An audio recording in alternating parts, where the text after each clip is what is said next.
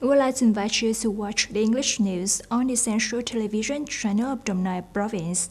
Ladies and gentlemen, the People's Committee of Đồng Nai Province recently coordinated with the Vietnamese Embassy in Japan, Sutrist Group Japan, Japan External Trade Organization, JETRO, and ASEAN Japan Center, A3C, organized the Investment Promotion Conference in Tokyo, Japan.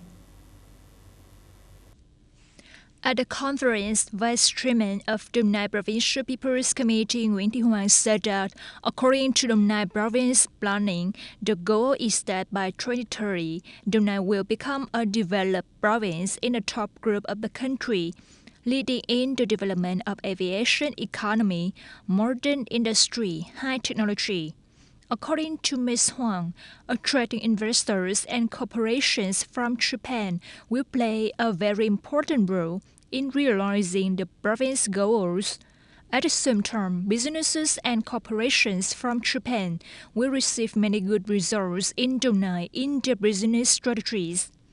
Also speaking at the conference, Secretary of Đồng Nai Provincial Party Committee Nguyễn Hồng Lĩnh emphasized that, with a spirit of inquiry and readiness to prepare the best conditions to welcome businesses and investors, Đồng Nai wishes and expects to soon welcome a wave of investors and businesses to create a big change in transforming the province's economic structure.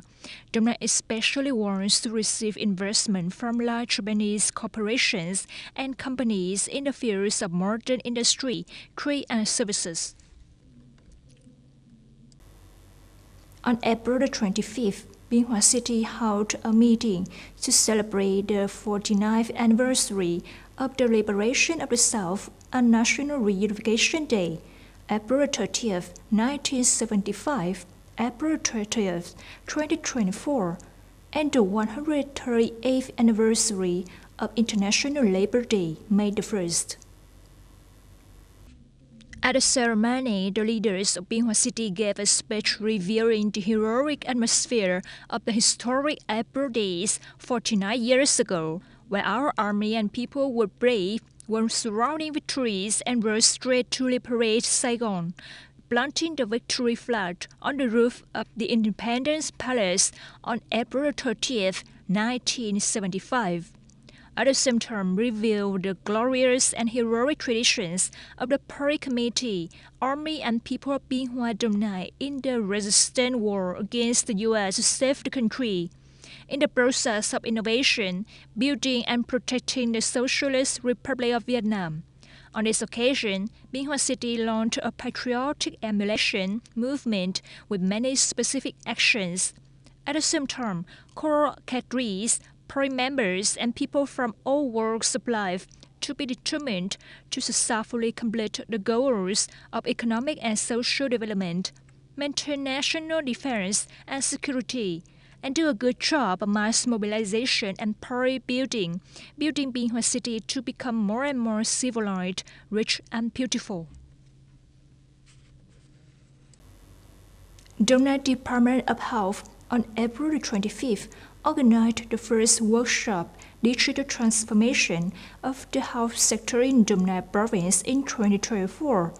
Attending the conference were Comrades Huỳnh Thanh Bình, Chairman of the Provincial Party Committee's Inspection Committee, Nguyễn Sơn Hùng, Vice Chairman of the Provincial People's Committee, along with many leaders of the health sector in provinces and cities. According to the Director of Đồng Nai Department of Health, in recent terms, Đồng Nai health sector has promoted the application of information technology, gradually realizing the goal of digital transformation.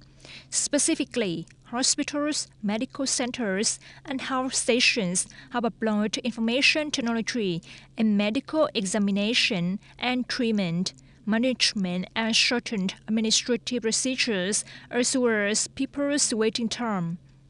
Speaking at a workshop, Vice Chairman of the Provincial People's Committee Nguyễn Sơn Hùng suggested that the health sector continue to pay attention to completing the goal of digital transformation, achieving the highest goal of ensuring people's health. On this occasion, the provincial health sector also coordinated to organize display activities and tours of products applying information technology and digital transformation. Continuing his visit to China, on April 25th, U.S. Secretary of State Antony Blinken arrived in Beijing. Before that, Mr. Blinken held talks with Mr. Chen Qining, the Chinese Communist Party Secretary of Shanghai. According to the U.S. State Department, at the talks, Mr. Blinken called for fair treatment of U.S. companies operating in China. According to U.S. State Department spokesman Matthew Miller, Mr. Blinken said the U.S. is seeking healthy economic competition with China and a level playing field for U.S. workers and companies operating in China. During the talks, Mr. Blinken also emphasized the importance of direct and sustained bilateral engagement, as well as finding ways to build cooperation in areas where the two countries can.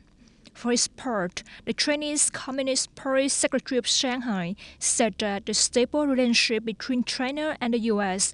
will help solve global challenges and promote world peace and development. Mr. Chen Qining also noted that Shanghai is where the headquarters of many American companies are located. Officials from both countries reaffirmed the importance of people-to-people exchanges and expanding interactions between students, scholars, and businesses. On April 25th, Belarus Security Agency Director Ivan Turtur confirmed that the country has stopped an attack on the capital Minsk by unmanned aerial vehicles, UAVs, deployed from Lithuania. Lithuania has denied taking hostile actions against other countries.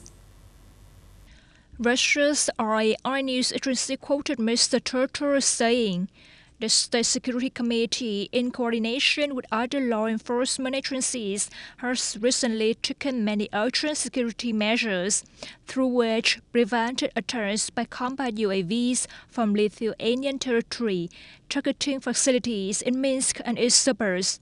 Information about the attack was sent out at a time when Belarusian officials released a draft of a new defense doctrine.